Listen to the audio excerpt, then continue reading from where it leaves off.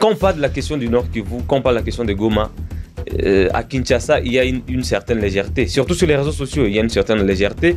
J'ai vu une combattante de l'UDPS qui publie la carte de la RDC et qui pointe avec un petit point rouge le Nord Kivu comme la partie occupée par le M23 qui ne compte pas vraiment beaucoup sur l'ensemble de la RDC. Et ça, moi, j'étais choqué de voir. J'ai regretté. Ils ne savent pas que le Rwanda est petit 4 fois que le Nord Kivu.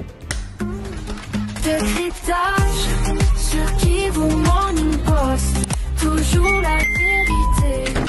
Mesdames, Messieurs, bonjour. Merci de rester fidèles à Kivu Morning Post. On vous retrouve pour cette émission d'analyse sur le fait d'actualité. Le prêtre, le pasteur sont arrivés à Goma pour discuter avec le rebelle du 1-23 AFC après leur rencontre avec Félix Tshisekedi il y a quelques jours.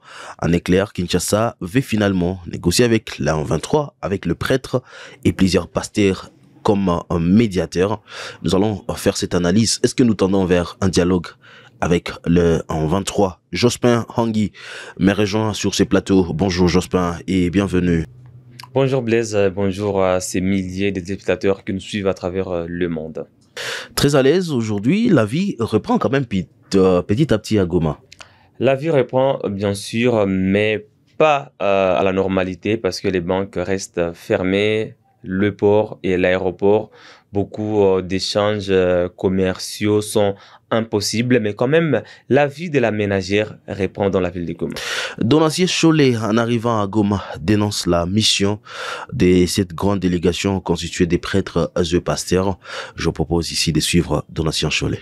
Merci beaucoup. Comme vous le savez, l'Église catholique et protestante se sont engagés ensemble dans une initiative d'amener les forces vives du pays à un pacte social pour la paix et le bien vivre ensemble. Et pour cela, nous avons commencé une tournée de personnalités importantes à impliquer dans cette dynamique. Et nous avons pensé que la FCM 23 ont quand même une grande contribution à apporter dans cette dynamique de la construction de la paix, parce que pour les deux églises, l'année 2025, c'est l'année de la paix. La priorité, notre priorité, c'est la paix. Et voilà pourquoi nous sommes venus les exhorter, aussi les écouter, et en même temps aussi, à travers Monseigneur Willy, écouter la population, savoir comment vivent les gens ici, qu'est-ce qui se passe. Et je salue l'accueil qui nous a été réservé. AFC et M23, bar M23 représenté par Corneille Nanga, nous a expliqué les raisons de leur agir. Ce n'est pas à moi de le dire parce que je ne suis pas leur porte-parole, mais à ce stade, je peux dire que en les écoutant, ça nous a motivé davantage de travailler dans le sens de ce pacte-là. On a compris qu'il y a beaucoup de choses qui pourront être réglées si les Congolais se mettaient autour d'une table.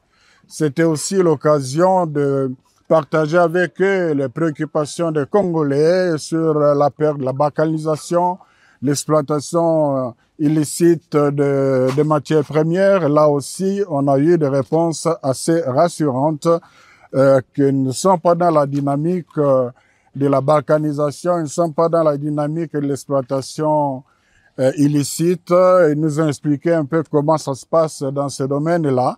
Et c'était aussi l'occasion de faire des plaidoyers pour l'ouverture de l'aéroport, du port, mais aussi pour obtenir l'arrêt de la guerre le plus tôt possible, parce que nous restons convaincus que la solution à cette crise n'est pas militaire.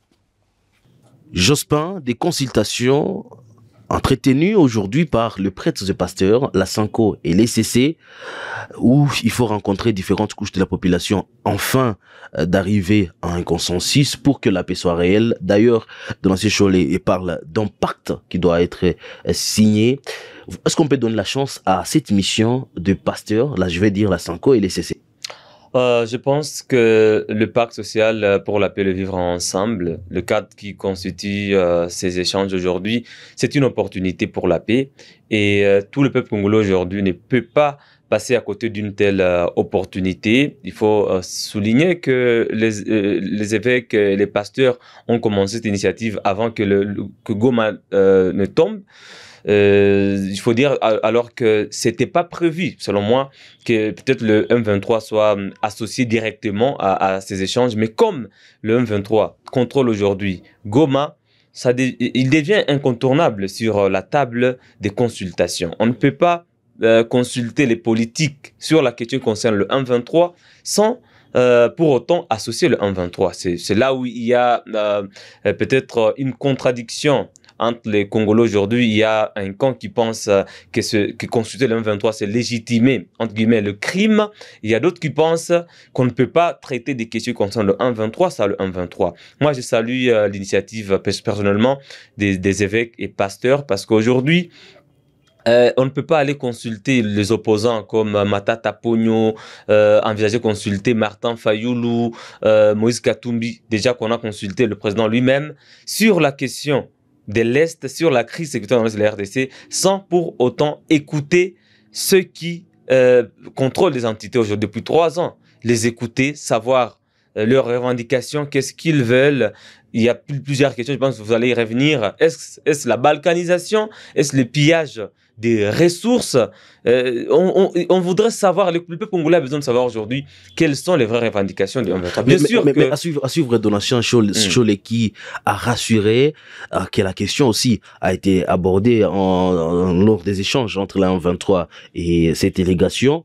D'ailleurs, il dit: nous avons été rassurés des échanges, nous avons été rassurés des réponses du M23, qui est la question de la balkanisation et l'exploitation illicite de minerais n'est pas à l'ordre du jour, n'est pas parmi les revendications. Est-ce qu'un ouvre des soulagements? Parce que c'était aussi la question qui restait pendante par rapport à ces débats. Moi, je pense que c'est l'avantage d'avoir des consultations menées par des prêtres et pasteurs, parce que là, au moins, on parle des questions sans gants.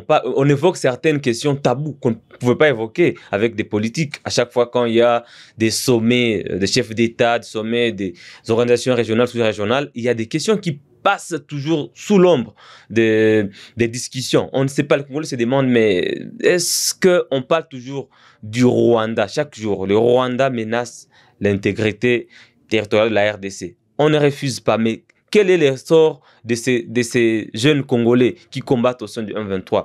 Quel est le sort de ces politiciens congolais qui autrefois étaient dans l'opposition, aujourd'hui qui combattent aux côtés des rebelles du M23? C'est qu'il y a des revendications qu'on sous-attend toujours, qu'on ne veut pas ressortir.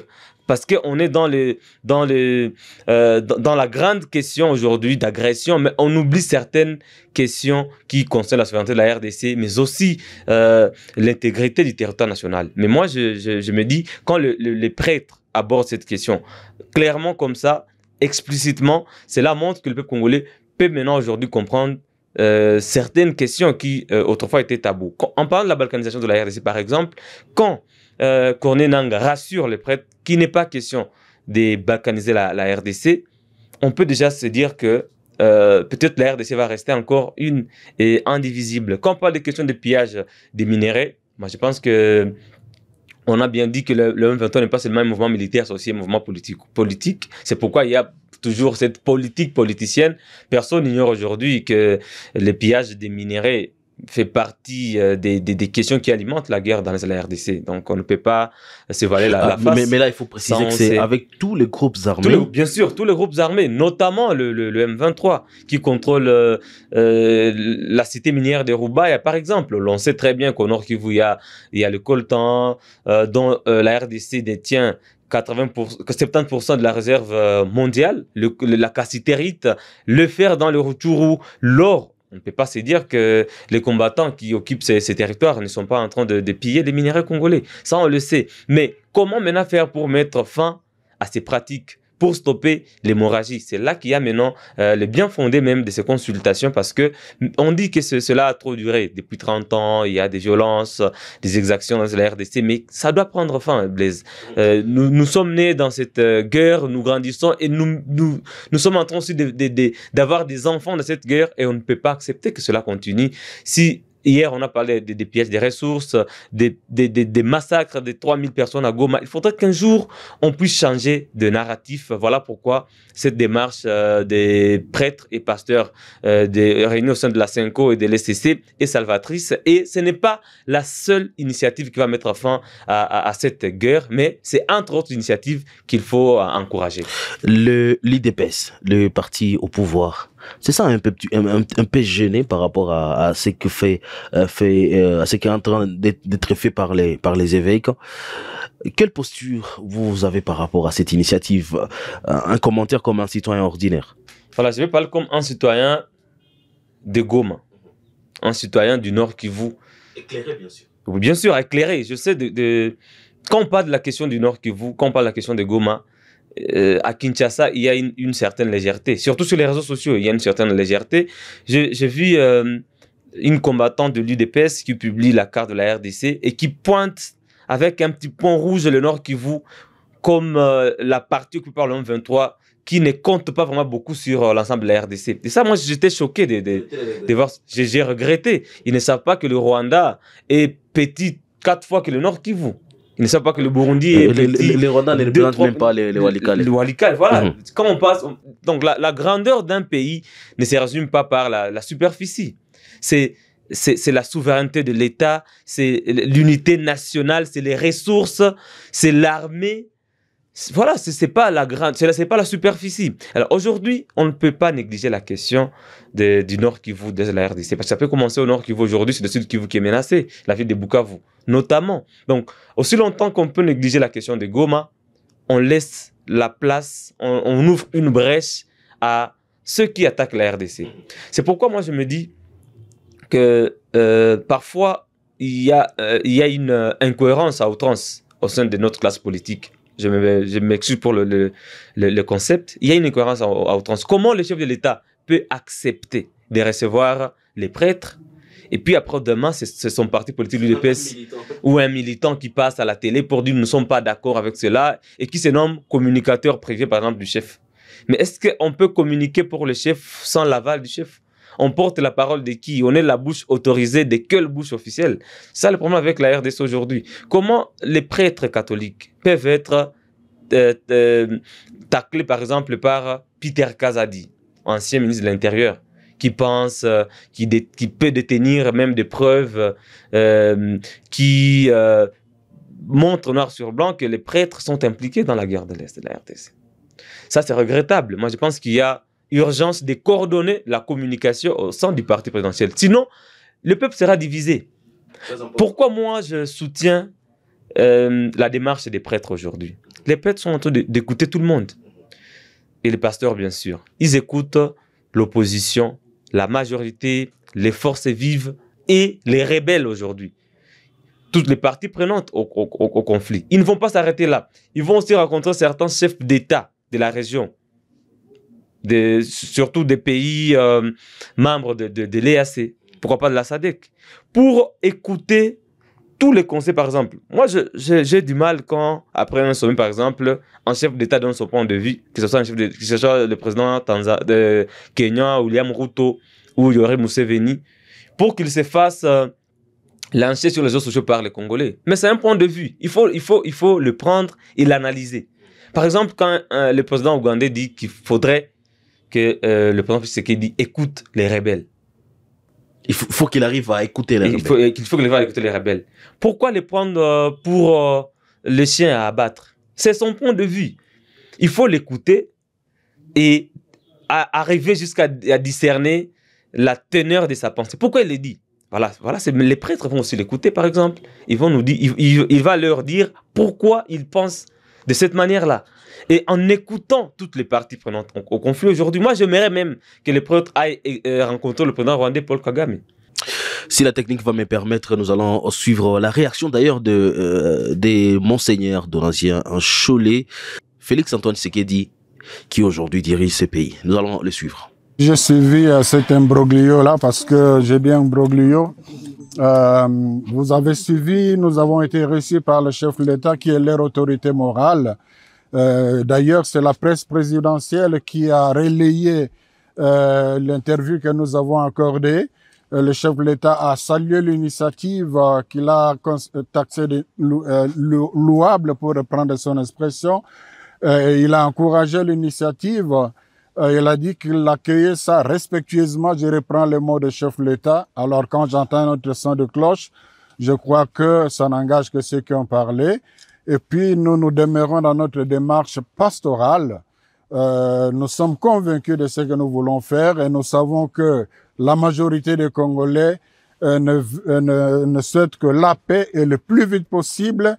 Et nous sommes convaincus que l'implication de tout le monde, y compris de ceux que nous sommes venus rencontrer ici, est nécessaire pour sortir de cette situation. Donc nous continuons notre mission, faisant d'abord, c'est la foi qui nous guide, et puis les réactions de forces vives que nous rencontrons nous rassurent.